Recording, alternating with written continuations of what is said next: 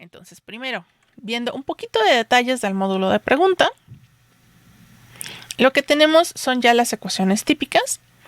Se trata de una red neuronal recurrente codificadora sobre preguntas de tipo Q igual a secuencia desde W1, W2 hasta WQ, donde estas son realmente las palabras. Cada una de estas Ws es una palabra de la consulta que le estamos haciendo a la base de datos. El cálculo del estado oculto, bueno, en este caso se le asigna la letra ZI, pero observen que es la función típica a la que ya estamos acostumbrados. Tenemos una función de activación aplicada a una combinación lineal, donde esta se obtiene de dos elementos, el estado oculto en el tiempo anterior, perfecto, acorde al nombre de la red, y lo que tenemos aquí es V aplicada a WI. Recordemos el ejemplo que habíamos visto de PyTorch, de que lo que se hacía era meter esto a una especie de módulo que le llaman embedding, el incrustamiento, donde a cada palabra se le iba asignando su propio código compacto. Entonces aquí estamos retomando exactamente ese mismo concepto. Obviamente aquí hay unos parámetros por detrás que hay que calcular, que va a ser el entrenamiento de, bueno, cómo se va a generar esta representación incrustada. Y ya, ¿no? Entonces esto es lo que tenemos en la capa oculta. Ya incluso se ve un ejemplo de cómo programar eso. Y es básicamente todo. Los siguientes tips son, bueno, para preguntas más complejas. Esta red neuronal recurrente tiene que ser bidireccional. El estado inicial para la capa oculta va a ser llenarlo con ceros. Ahora, como vamos a tener estos estados ocultos en cada paso temporal, vamos a considerar en especial el último, que sería ya lo que le llamaríamos la representación de toda la pregunta, pero insisto, de vez en cuando van a hacer falta las representaciones intermedias. Y finalmente, como la pregunta puede incluir cosas como, a ver, dame todos los renglones cuyo valor sea menor a 8, bueno, hay que separar ese 8, porque ese sí no lo podemos hacer tan difuso, ya no va a funcionar igual. Entonces, las constantes numéricas en la pregunta son separadas en preprocesamiento y son almacenadas en una lista aparte, al lado de la palabra que les precede en la oración. Esta idea de la palabra que les precede es por la estructura gramatical que tiene el inglés. Como veíamos, diríamos, what are the columns whose value is less than 8? Entonces ese less than va a ser como un punto muy importante para entender qué es lo que queremos hacer con el 8 que viene después. Si estuviéramos en otro idioma, probablemente ya no se tendría que guardar la palabra que vaya antes de, sino que podría ir después de o en alguna otra posición.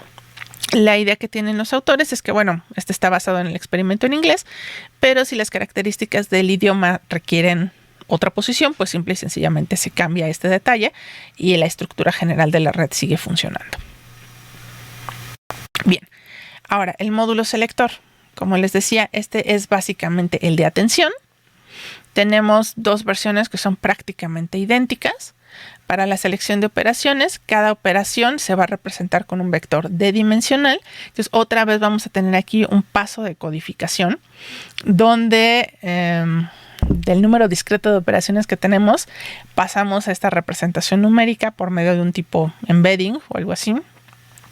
Y entonces todas las operaciones van a quedar dentro de una matriz con puros números reales, donde O es el número de operaciones. Entonces tenemos O renglones, cruz D.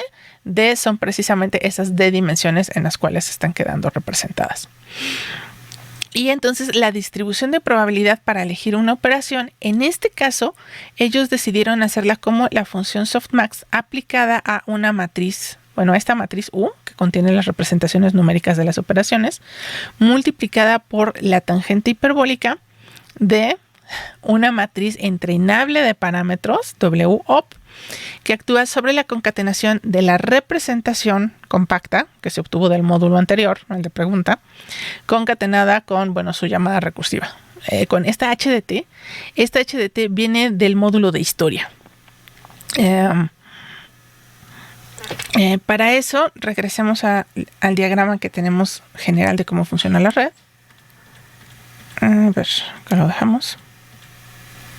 Entonces veíamos precisamente que la historia va a contribuir a los dos selectores para poder darle una especie de contexto y que puedan elegir la operación.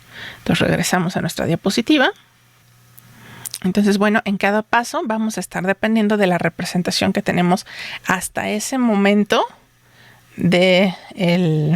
pues ahora sí que el acumulado desde el primer tiempo de historia hasta el tiempo t, donde estamos calculando esta distribución de probabilidad.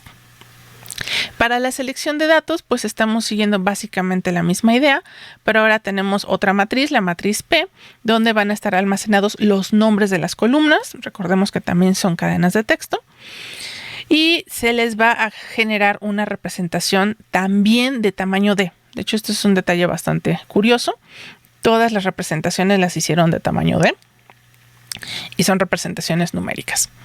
Entonces tenemos otra vez una distribución de probabilidad que va a elegir para elegir alguna de las columnas. Hice otra vez una softmax aplicada sobre nuestra tabla de columnas posibles, multiplicada por tangente hiperbólica de un parámetro entrenable que va a ser WCOL aplicado a la concatenación de la representación compacta de la pregunta y el estado histórico actual. Aquí una cosa interesante es que en el ejemplo anterior que habíamos visto de atención, pues la fórmula que se había utilizado era simplemente el producto componente a componente, algunos productos punto para determinar similitudes, pero no había parámetros entrenables.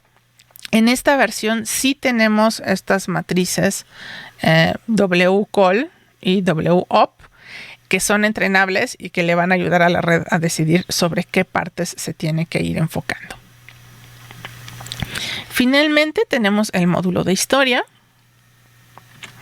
Y otra vez se trata de una red neuronal recurrente.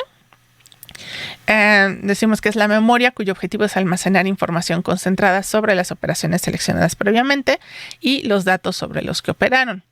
La entrada que va a recibir es los valores que se calcularon de atención aplicados sobre la lista de operadores y de columnas concretamente.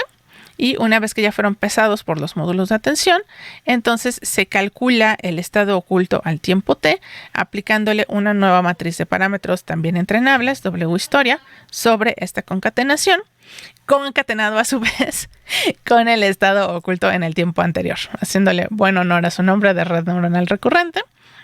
Y vamos a ir ejecutando esto paso a paso cada vez que se lea una palabra de la pregunta. Por lo mismo de los 3 elementos concatenados, bueno, aquí no nos sorprende que esta matriz sea un poquito más grande. Y pues nos dan también el dato de que en el primer tiempo el estado oculto de esta red se va a inicializar en ceros. Con esto ya tenemos 3 de los componentes. Ahora lo que nos falta es definir cómo se van a ver las operaciones para poder trabajar con esta arquitectura.